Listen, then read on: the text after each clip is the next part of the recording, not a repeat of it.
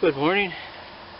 This is Bob speaking to you from my farmette down in the Annapolis Valley of Nova Scotia. This morning I'm way back on my property. I'm almost in the woods. The reason I came down here was because up in the upper 40 there's a main road up there, and my gosh, the traffic is just non-stop, and I'd never be able to make a video up there, so I thought I'd come back here, and it's kind of restful back here, you know. You're not bothered by anybody. There's nobody peeking in wondering what I'm doing or anything like that. So anyway, I thought we'd start here today.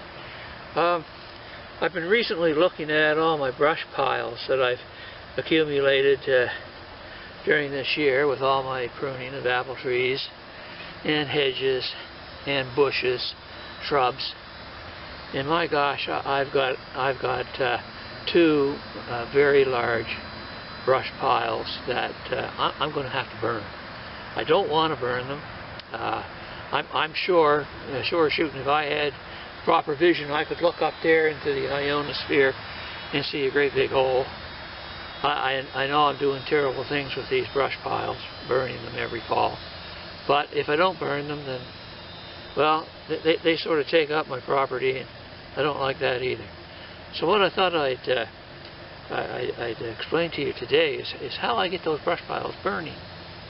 Now, you guys know that a lot of the time, brush piles being outdoors, subjected to the elements, they're often very wet. And with our new regulations from the provincial government, one problem being back here is a lot of flies. The provincial government now has quite rigid restrictions on burning brush. You can only burn it when it's wet, pretty much. You know, other than that, you have to burn it through the middle of the night. I'm not going to do that.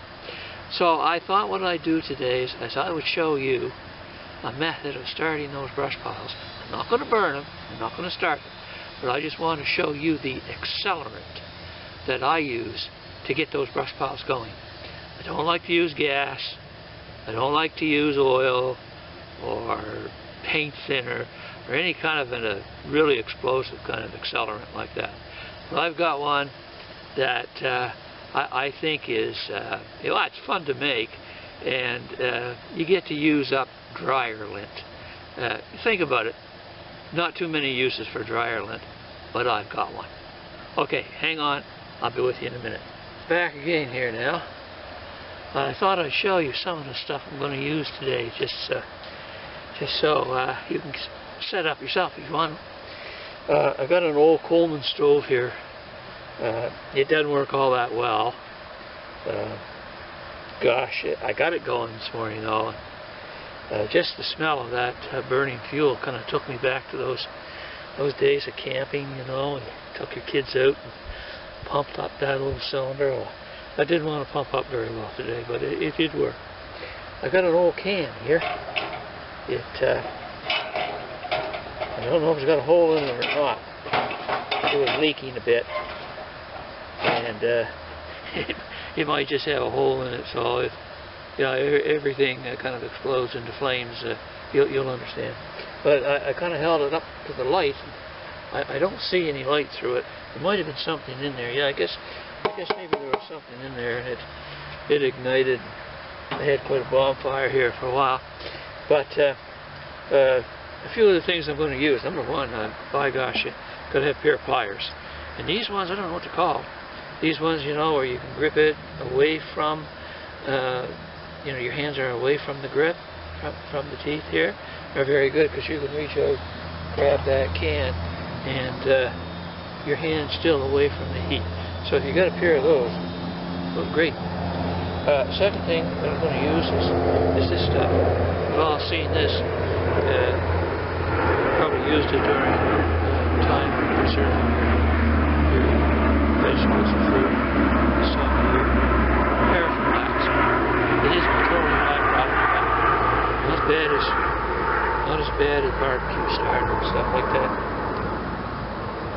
Last thing I'm going to use, that's just another piece. Last thing I'm going to, no, not the last thing. I'm going to use the egg carton. and I don't know why I brought the tops down, because you don't use them, but I did, and I'll have to tear those off.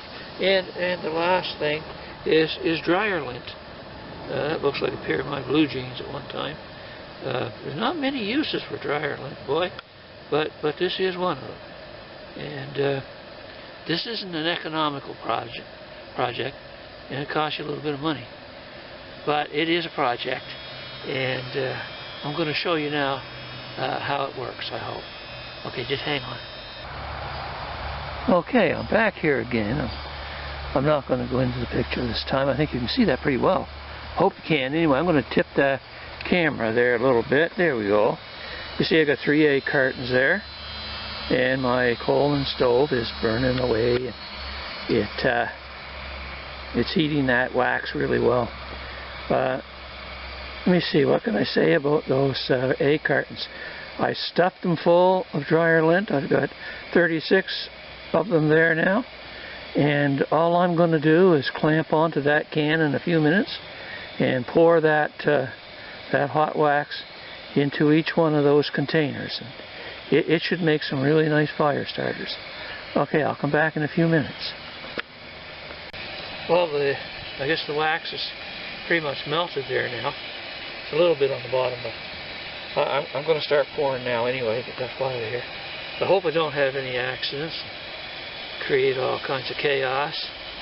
Should be fairly easy to do. I'll just show you one, and you'll get the idea of what it is you're supposed to do. Now, I've got melted in there now 1 full block. Not a package, but 1 block of paraffin wax. Okay, here we go.